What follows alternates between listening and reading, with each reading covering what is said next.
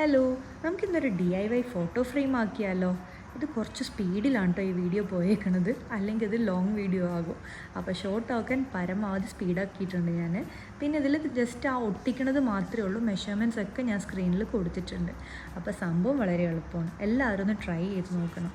പിന്നെ ഈ photo frame എന്തിനാണ് നമ്മളെല്ലാവരും വെക്കുന്നത്? നമ്മുടെ മെമ്മറീസ് അല്ലേ.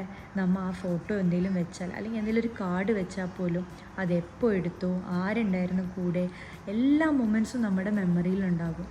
അത് വല്ലാത്തൊരു ഫീലിംഗ് തന്നെയാണ്.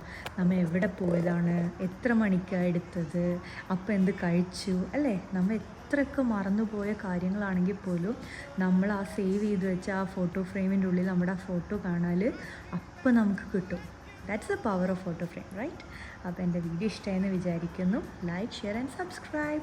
അപ്പോൾ നിങ്ങളുടെ കമൻസൊക്കെ കമൻറ്റ് സെക്ഷനിൽ പറയാം. അപ്പോൾ അടുത്ത വീഡിയോ കാണുന്നത് വരെ ബൈ.